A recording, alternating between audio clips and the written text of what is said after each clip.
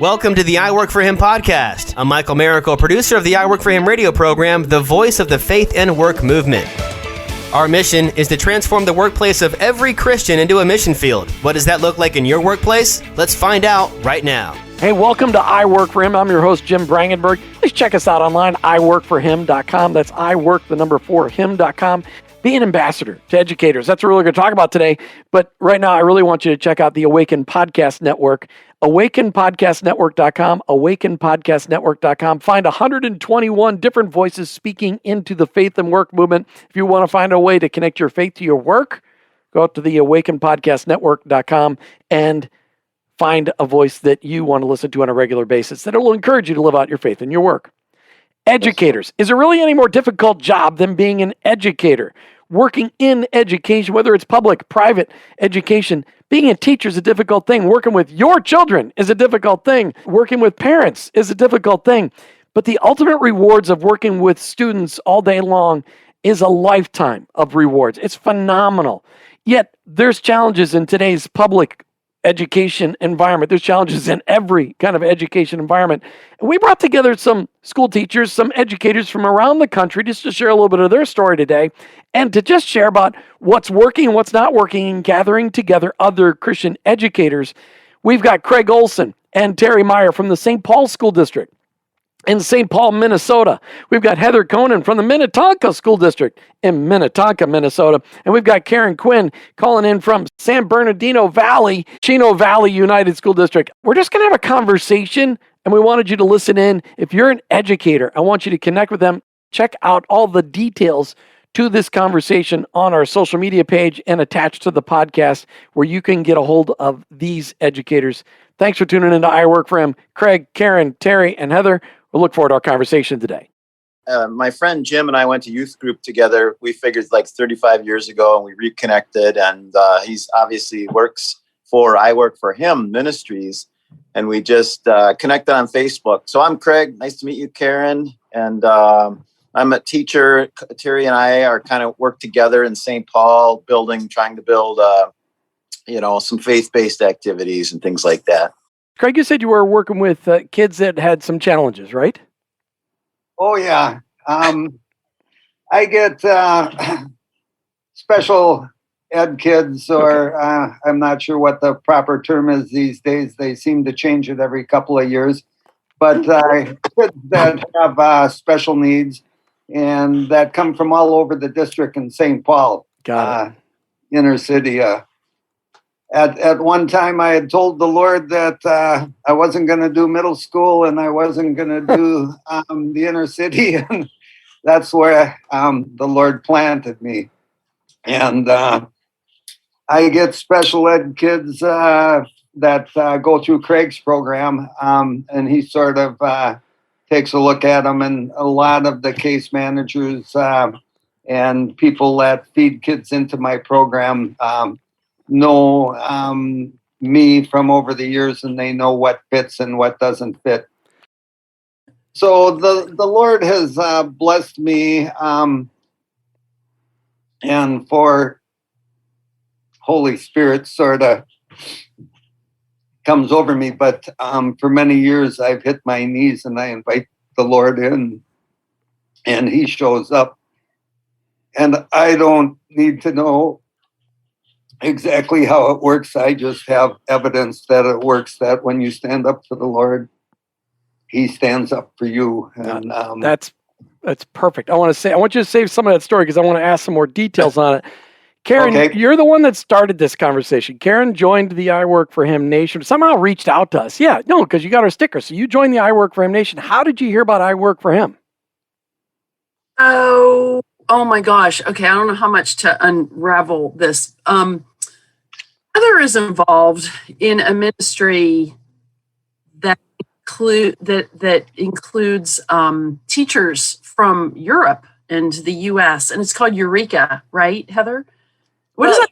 Eureka in Europe, which is the European Christian Educators Network. And then I work for CEAI, which is Christian Educators Association International in the U.S. Okay. So yeah, Okay. Yeah. So Heather and I were on this call, and I know it was an American teacher who was talking about I Work for Him, because I had never heard of it before. And I just looked you guys up online, and here we are. That's the short version. Wow. I love the fact that you reached out. And you're in Fullerton, California, right? Yes. Okay. And Heather, where are you at? I'm in Minnesota, Minneapolis area. So Cindy Marks, who we've invited to join us on the call, she last year was still the chairman of the school board in Modesto, California. We interviewed her 5 or 6 years ago. And at that point in time, she was not the chairwoman, but she was in the leadership of the school board, but she was on a weekly basis praying with the mayor and the sheriff for their town. And they had an amazing turnaround in that community as leadership started praying together. So that's why we invited Cindy Marks into this.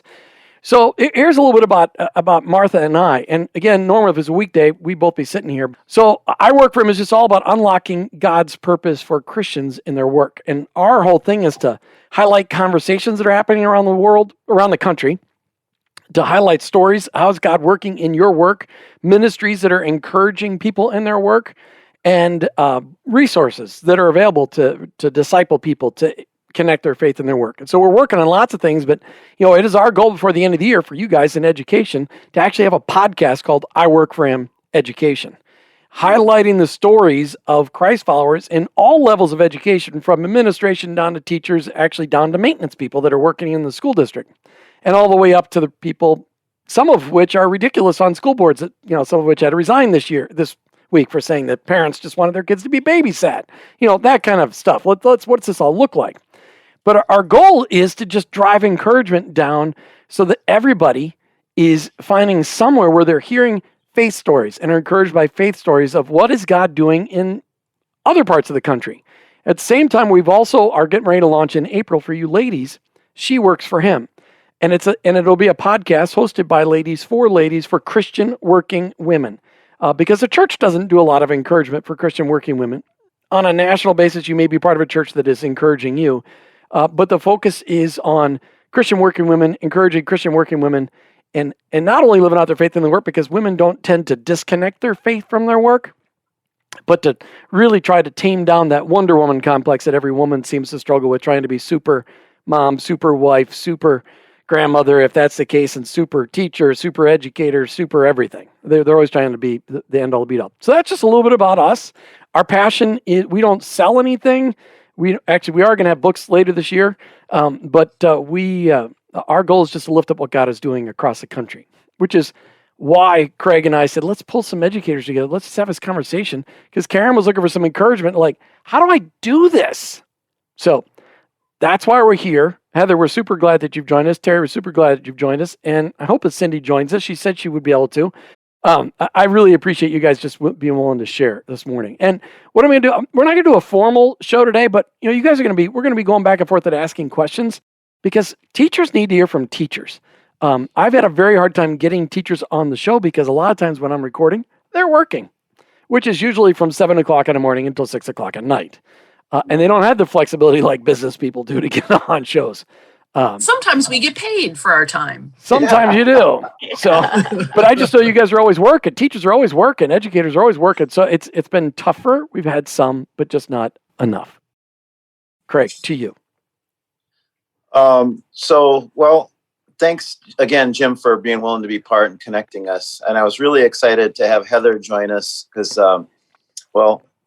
my life changed so many times in different ways, but one of them was the Daniel weekend, when Terry and I spent a weekend, as we always say, treated like kings, in a beautiful kind of a hotel resort type of thing, and just learned about how we can be representatives for Christ in the classroom. What are our legal rights, and and how do we go about doing that? So that was an incredible growth experience for me. And just to connect with other believers, it's just been, it's been huge. So when you mentioned Karen wanted to connect, I'm all about let's connect and encourage each other. And so that's, partly why I wanted to be here today and connect and have more people know about I Work for Him, and figure out ways we can spread the word and work together.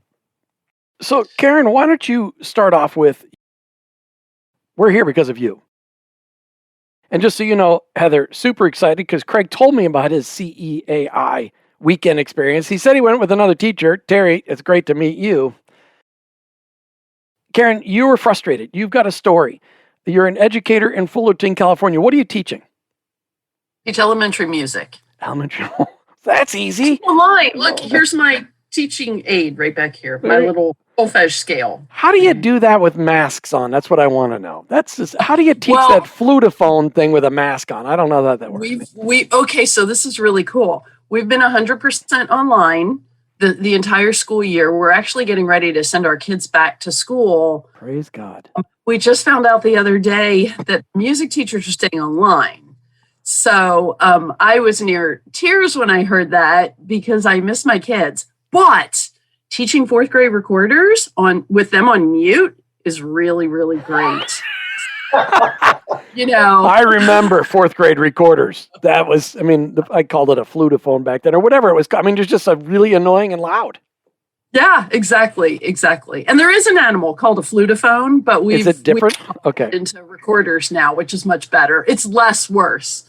All right. So talk to us about the struggle that you're having, the reason we're having this conversation today. So, Heather and I are good friends, and we met at what's called the Daniel Leadership Institute, which is the next step from the Daniel Weekend. And so we spent 40 days in the wilderness together in 2014. And as Heather and I continued our friendship after the 40 days, she was telling me about a group she had called Tonka Staff for Christ. Yes? Staff for Christ. Yeah. Good. Okay.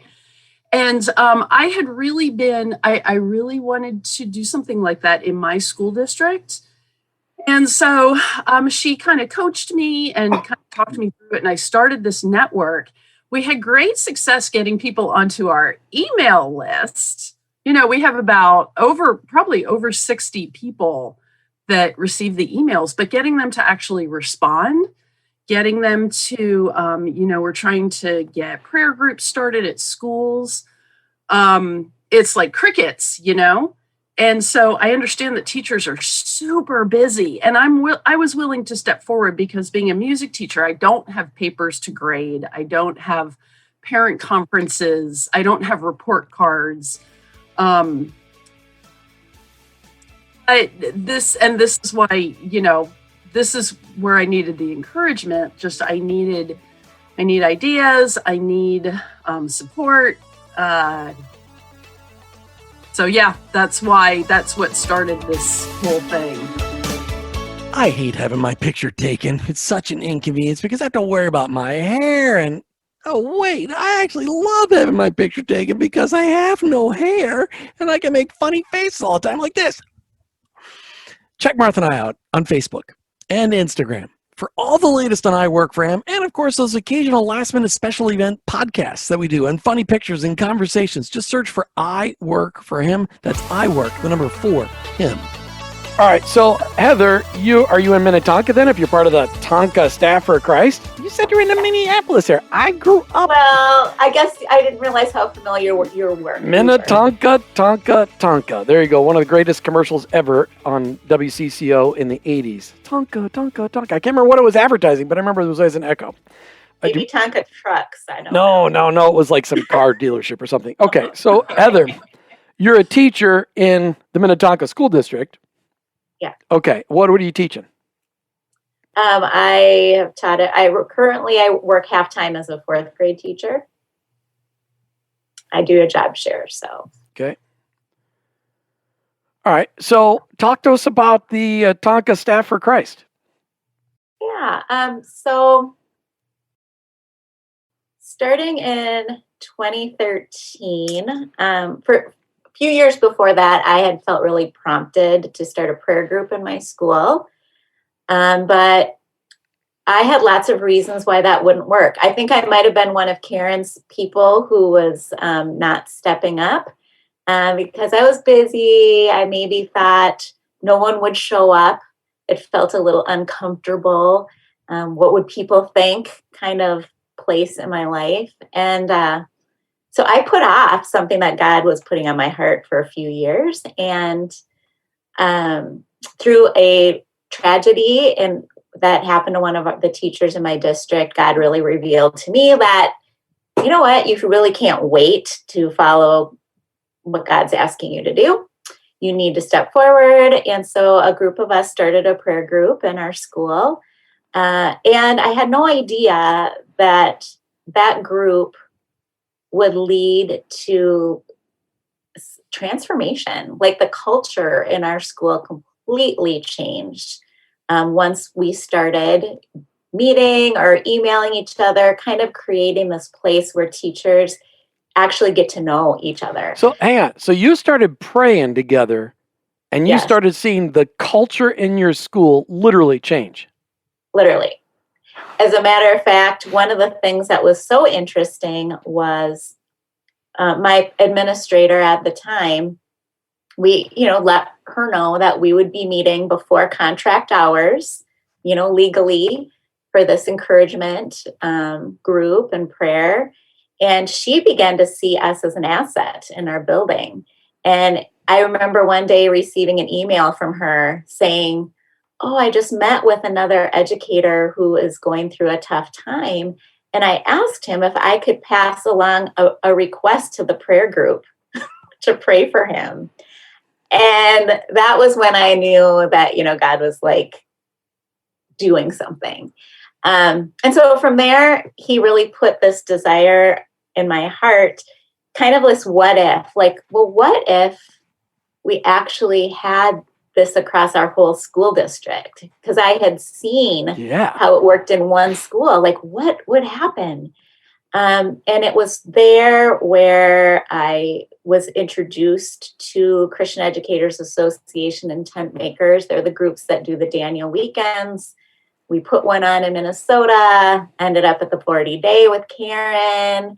And during that time, he really put in place what this could look like to create a district group, a framework that was very doable and easy to share. And so I came back and we did that. So you started in one elementary school in the Minnetonka School District. Now, is Minnetonka and Wayzata School District together, or is it just Minnetonka? Just Minnetonka. Okay. So Minnetonka, for those of you listening to the podcast, there's a podcast coming out of this conversation today. Minnetonka is one of the more wealthy suburbs in Minneapolis, St. Paul, because it is around a fantastic lake called Lake Minnetonka. It is, so it's a lot of times when there's school districts with tons of money in them, the parents become more difficult. The educators, it just becomes a harder environment for Christ to thrive.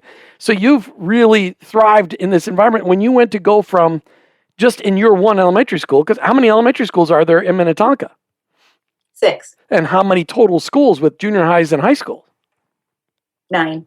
All right, so you went from one school. How successful were you at stamping this out in all 9 schools? Well, successful. Yes, we had put on an event, again, just for the purpose of encouraging people.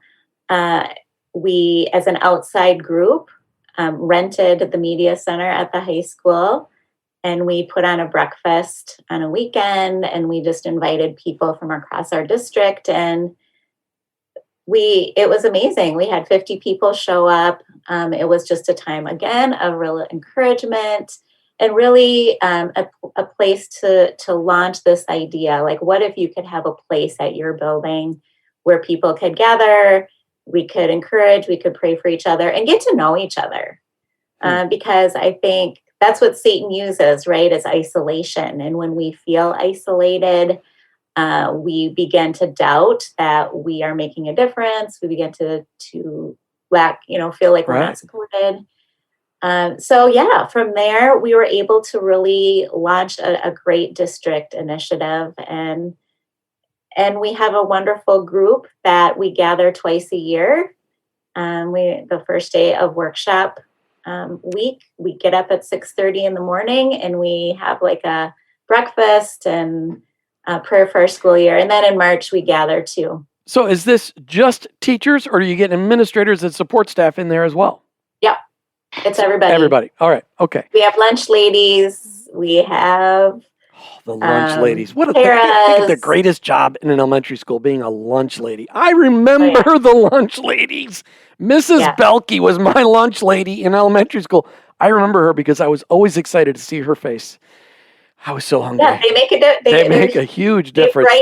Days they need you need to let them. Okay, so Karen, in Fullerton, don't worry, Craig and Terry, we're going to get to you guys in a minute, but you guys got it going on. Karen's trying to figure this out. So in Fullerton, California, have you gotten 2 or 3 that will gather together to pray?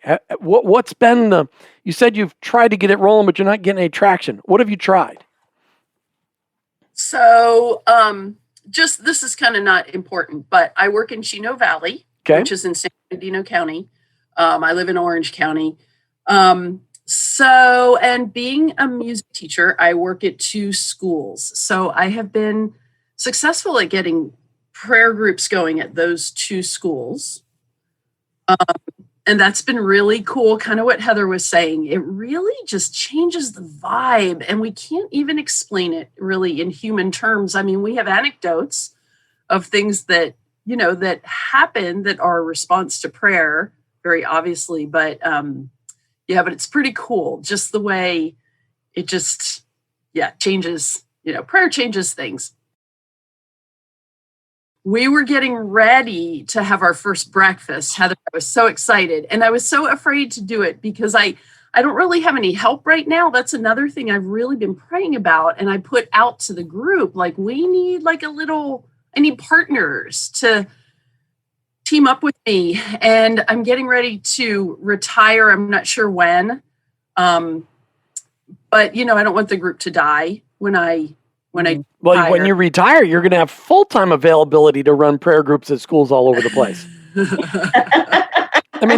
got to remember, your calling does not die when you retire. Your calling, in your case, may explode. No, that's true, Craig. But Jim, sorry. That's fine. But we are moving to Tennessee after I retire. So I have my calling in Tennessee. Well, you'll find plenty of teachers in Tennessee. Which part of Tennessee are you going to locate to?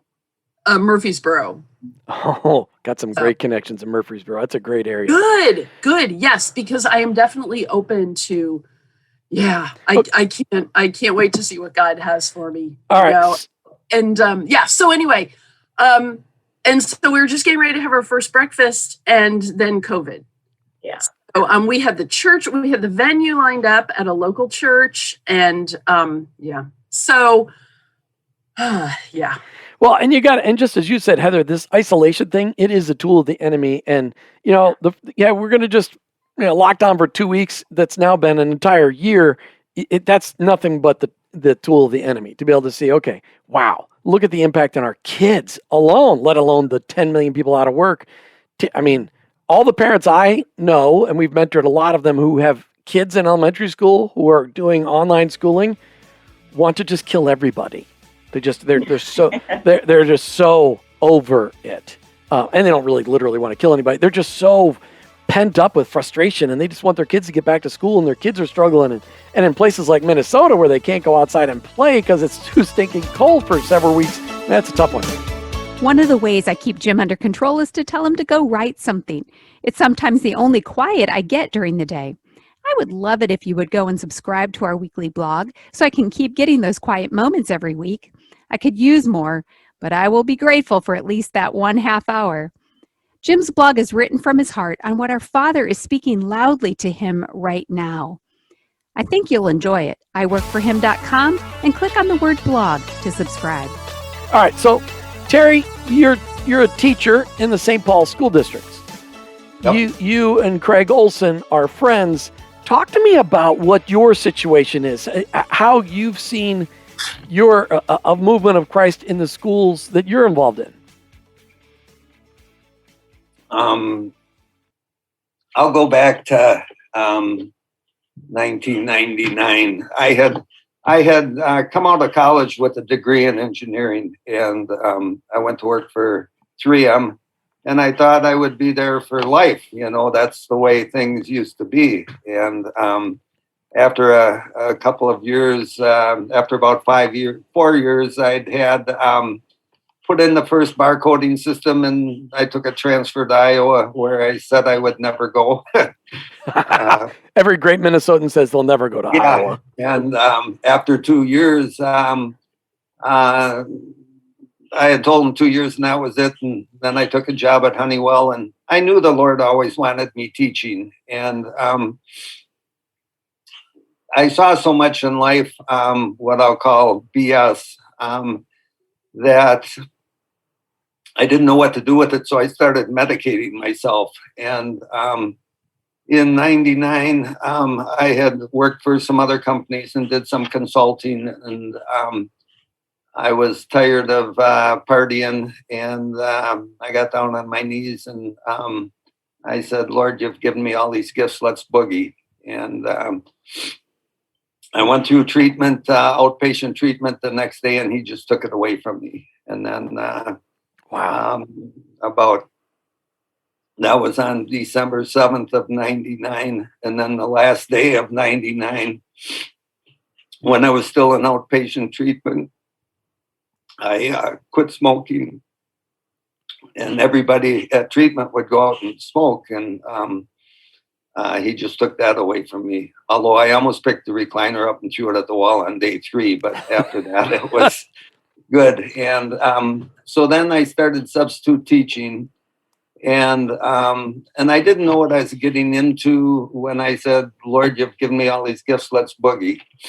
But he did. And one day I subbed for some kids that had special needs, and I didn't do math in my sleep, and I was teaching them math, and I thought, man, this isn't too hard. They get it. But that's the Lord giving me a read on what they needed. And so then I went through Via de Cristo weekend, which was a 4-day experience of the way of Christ. And that changed my life and gave me a Christian fabric. And that fall, I saw an ad at the end of the summer. And I was in between jobs, and it was for Como Park, a high school. And I went in and interviewed and for the wood shop. And I had did a lot of projects on the house and built garages and additions. And so they hired me for that, and they said, can you teach anything else? And I said, well, I can teach drafting. And so that was it. And the first day they walked, and I had never taught, but I had done a lot of coaching, which you have to learn to think on your feet. Yeah, but coaching, you could smack a kid upside the head when they're being stupid. You can't do that in the classroom. Well, I coached lady softball team. Oh, okay.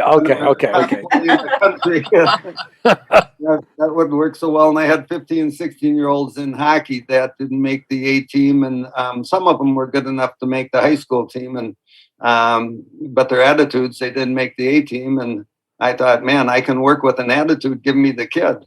And so I learned to have fun with the kids.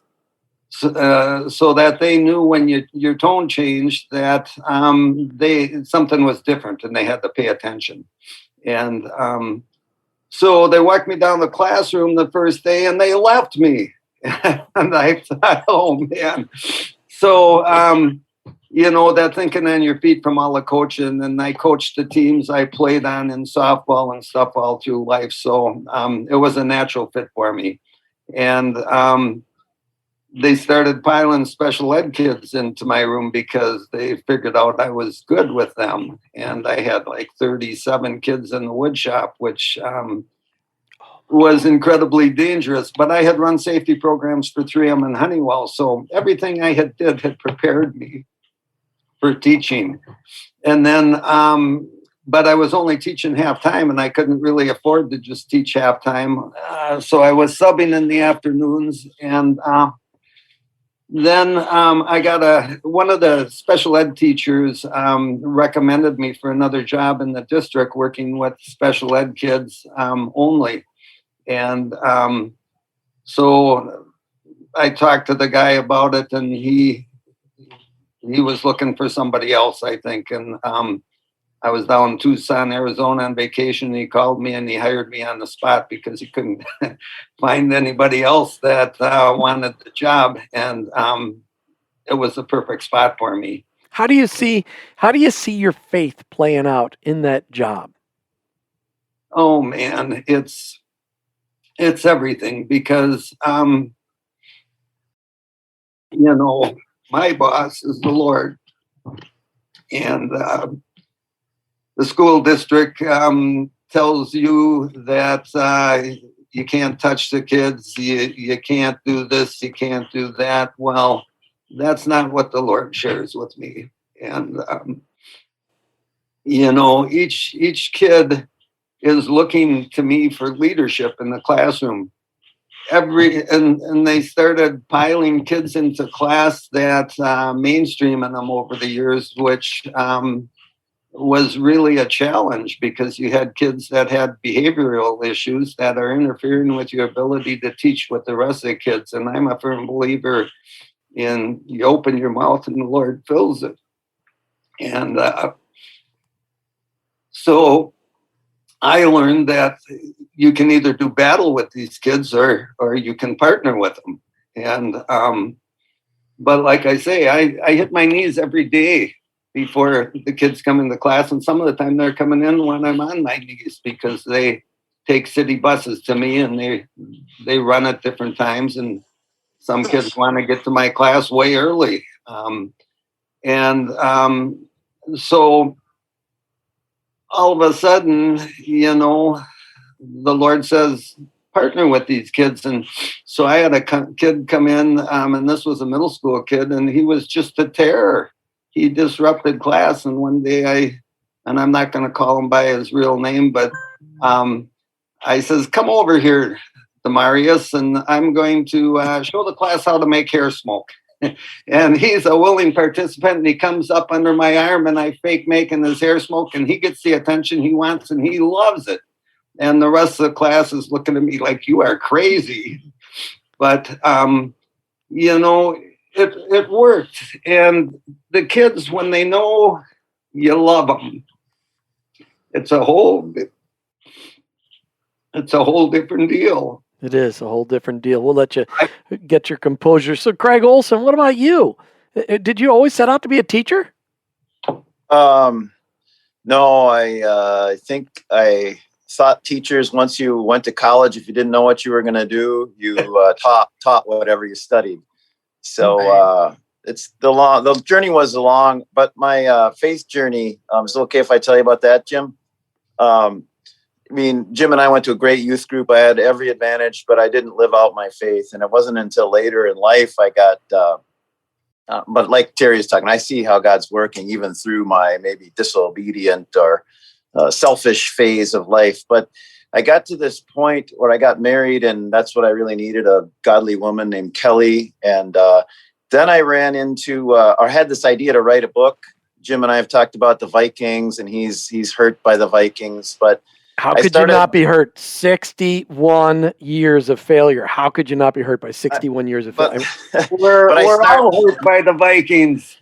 But I started, the nutshell version is I started noticing some of the guys that were real bold about their faith, and I decided to put a book together of testimonies, and it changed my life to the point that I got invited to a Bible study.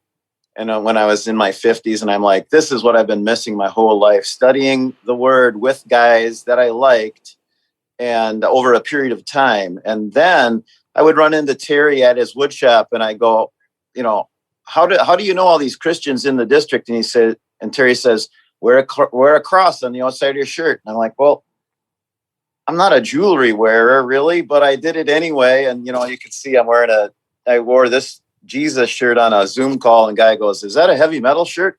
No, it's actually a Jesus shirt. So I became much more bold about, and then meeting Heather at Daniel weekend, and Heather told me, she said, don't worry about when you're trying to start something. It's okay if it's word of mouth, so that gave me the confidence to just put things together. And I identify with Karen. I have a group of 20 people on an email, and I'll hear one response.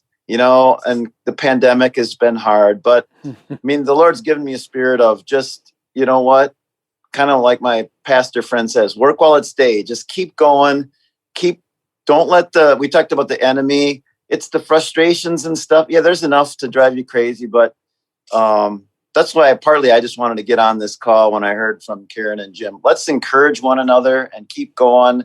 There's a lot of things that I wish I would like to see happen after the pandemic. Like Heather, we had a prayer breakfast, and we had about 4 people at Como Park. And then the pandemic hit. So last year we just had a small one, but I think the potential is great. I want to I'm just encouraged to hear about the Tonka.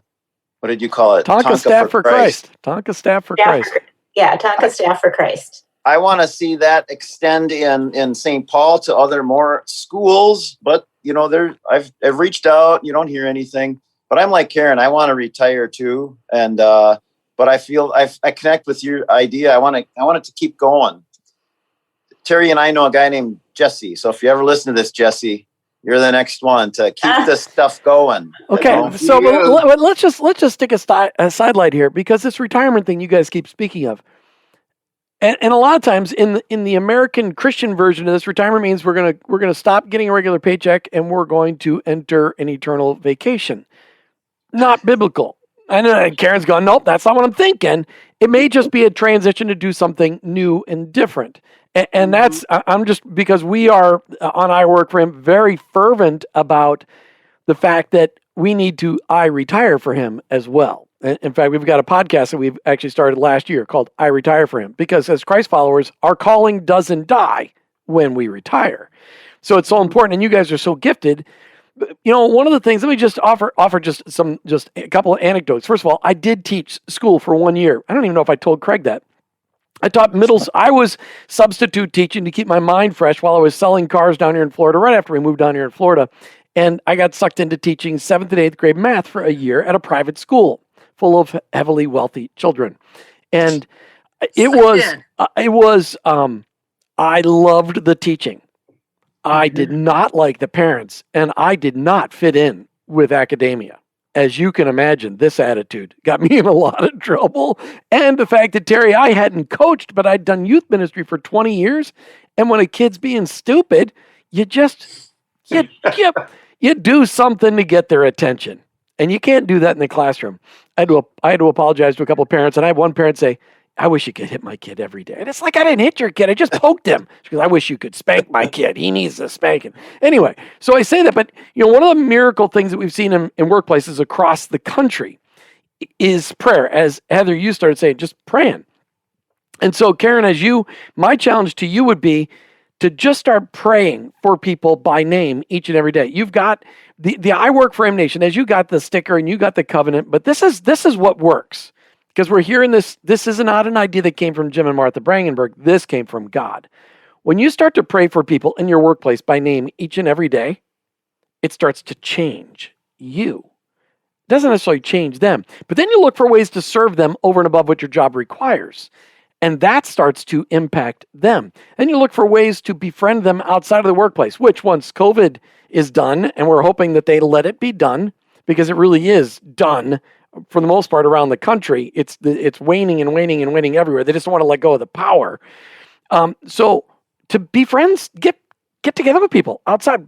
Let people know that you're a real person, and let them know that being with a Christian isn't as freaky scary as they think. And then look for ways to pray with people when you notice they're having a rough day. Because if you know if you're praying for people, you pay attention to their demeanor every day. And you notice what their normal demeanor is. And when you notice that their demeanor has changed, you're like, hey, what's going on? And they'll say, I'm fine. And, really? This is when the Italian Job movie comes into play.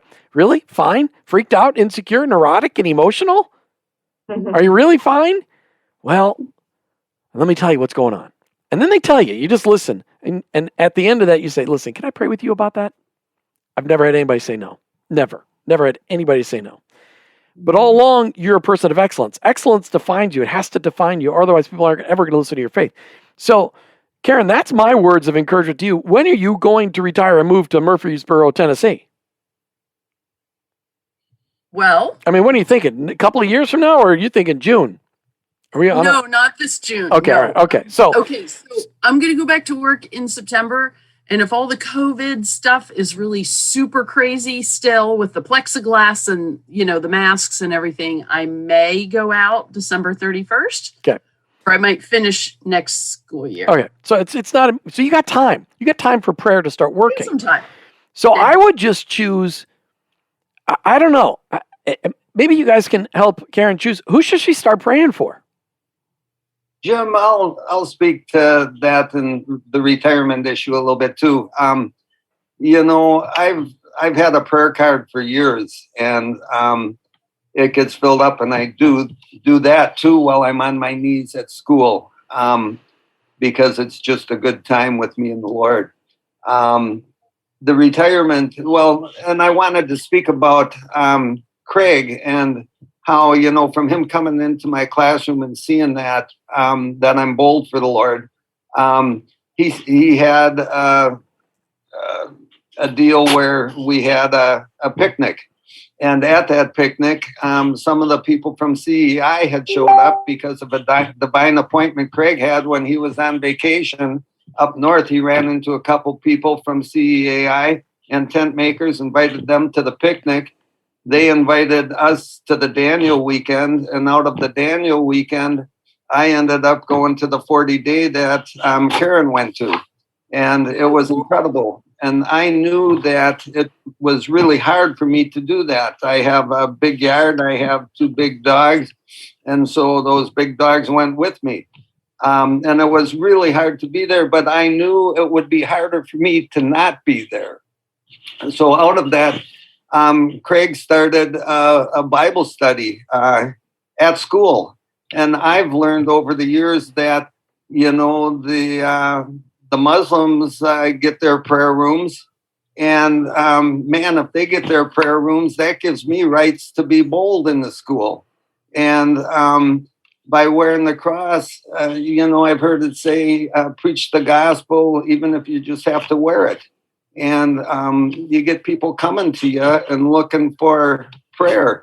And I ask my students, can I pray for you when I know they're hurting? Right. Because the Lord has given me that discernment. And I've never had any of my students say, no, you can't pray for me. It's an amazing thing. All right. And I am also getting very close to retirement, and I could go this year. And it's a day-to-day thing. I know that I won't retire. I'll just do something else for the Lord, but it's going to be involved with the schools and strengthening the schools, because COVID has actually been a little bit good, because it has exposed some of the things that go on in the classroom and some of the things they're trying to push through. And some of these things are disgusting with the sex education. Minnesota is right behind California on the books they're pushing in. And somebody wanted to put them on Facebook, and they said no, because that's porn. And that's what they're putting. Wow. That's what they're putting into our kids in grade school. It's crazy. Hey, I Work for Him listeners, check us out on Twitter for the latest feed and links to amazing Kingdom conversations at I Work for Him Radio. So, Heather, you've been sitting there being very thoughtful. I see lots of looks. Go ahead, comment. What's God prompting you? I think as teachers, we measure success very differently than maybe the rest of the world, and our success is measured by numbers often, whether it's test scores or it's measured by how we compare to our colleagues. How many hours they put in versus how many hours I put in. And I think that we just need to be reminded that success in the kingdom is so much different than how we look at success. And that success is like relationships, what you brought up, bringing time to get to know people, to do life with them, to pray for them, to capture little moments, with our students or with our colleagues where we're speaking into their lives. that is success. And I think a lot of teachers are scared to take risks in starting groups, take risks in following promptings from God, because they're so afraid of failure. Are they afraid of failure? Are they afraid of persecution? Are they afraid of losing their job? What do you really think drives the fear? Oh, I think all of those are real fears right now. Do you really think somebody would get fired today for having a prayer meeting before school? No. I think they're more, it's a little bit of a fear of man, but it's also a fear of, if I do this, will no one show up? And I've told teachers that, and there are other districts that are doing some of these things, like, St. Paul and Minnetonka, and I know other districts, and it's like, well, you know what? It's just about, if God puts something on your heart, showing up. And if it's just you, and there's just a little block of time where you get to pray for people, that's huge. That's and monstrous. It's not about, like, I need to have a large group, or I need to have this or that. It's just like, God told me to do this, and I'm just going to do it. And I'm successful.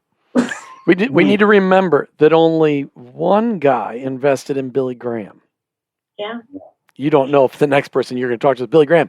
Craig Olsen. Okay, we're here for Karen. Karen wanted to know, Karen Cuen from the Fullerton, California. But so was it the Chino School District or San Bernardino School District? You said you work in Orange County? Which? I love to give details. Just ask my husband. Okay, so I work in Chino Valley Unified, which is in San Bernardino County. Who cares what county it's in, right? I just had to tell you. Okay.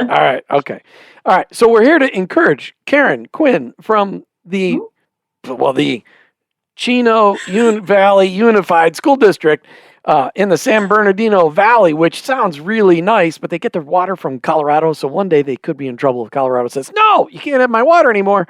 Craig Olsen, encourage Karen. How would you suggest that Karen get prayer moving, get a bunch of Christ followers moving together in her school district?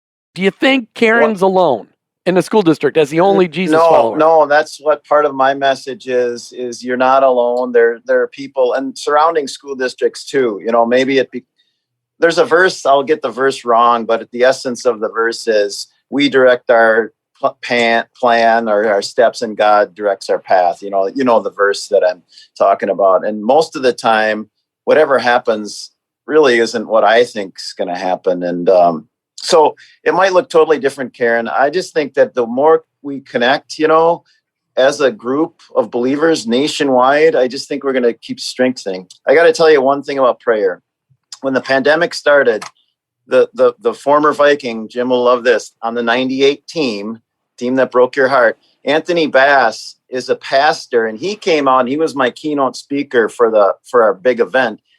We started a prayer Zoom call at 6 p.m. Central, and it's been going since March. And it's changed my life. It's changed a lot of lives. But even if you can't join us, use me as a conduit for prayer requests, because we'll bring them to this group of like 8 to 10 people every single night, and we pray for whatever prayer request. And it has to be like going to another foreign mission trip. People say that changed my life. It's that impactful. So anybody, if they ever want to join in, let me know.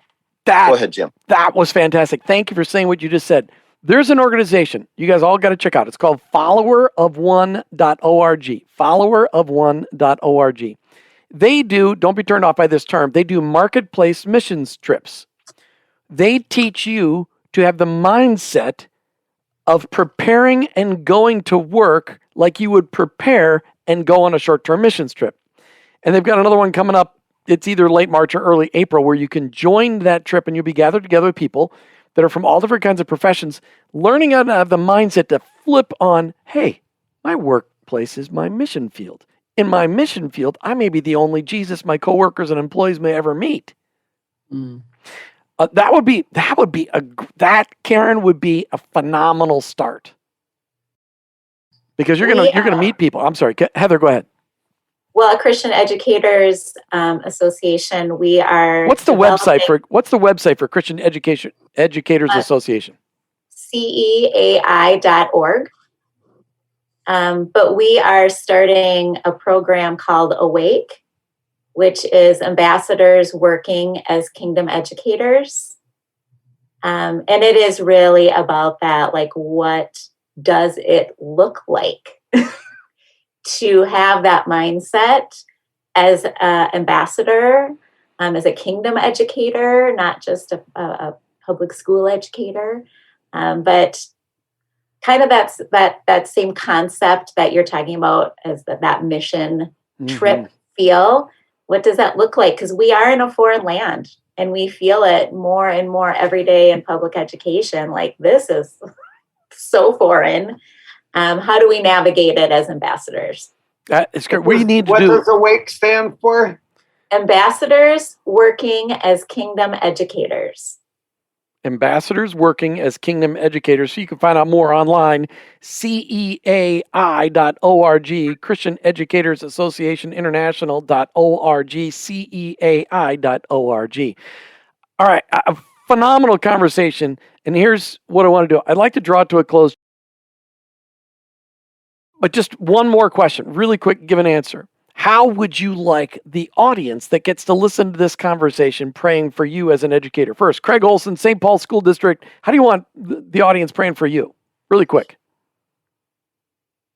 Wow. I'd just like them to raise up more, as we say in tent makers, modern day Daniels, and encourage people to take a step and be more bold in their faith. You'll just be amazed at what happens. All right. Karen Cuen from the Chino Valley United School District in San Bernardino Valley, California. Super easy for me to get out. How do you want people praying for you, Karen? You know what? This is what I want. I want courage for me and my colleagues. Okay? Courage. We need to stand up to these radical left agendas. We need people to not worry about losing their jobs, but rather speaking truth. I don't want people to lose their jobs. I want them to be willing to for Christ. Okay. All right. Fair enough. Terry Meier, working in the St. Paul School District, right alongside Craig Olsen, but in a different school, I'm assuming. How do you want people praying for you, really quickly? For boldness and courage and fear of the Lord, not of man. Heather Kohnen, how about for you, working out of the Minnetonka School District in Minnetonka, Minnesota? How do you want people praying for you? I just would love discernment in how to encourage and help educators navigate the world that we're working in right now. I want to be able to speak into people's lives and help them feel confident as an educator and who is a Christian. I want to encourage the entire audience to check out ceai.org, ceai.org. Become get awake, an ambassador working as a kingdom educator. Get awake. I love that. You've been listening to I Work for Him with your host, Jim Brangenberg. I'm a Christ follower. Our workplace is a mission field, just like being an educator all over the world, but ultimately, I work for Him. Thank you for listening to the I Work for Him podcast with your hosts, Jim and Martha Brangenberg. Please visit iworkforhim.com to learn more about connecting your faith and work, to join the I Work for Him Nation, or subscribe to our weekly blog. You can also follow us on social media at I Work for Him to stay up to date and meet our guests. If today's message spoke to you, please subscribe, rate, and review the show on your favorite podcast platform. Your review will launch more workplace missionaries across America. That's at I Work for Him and online, iworkforhim.com. I work the number 4him.com.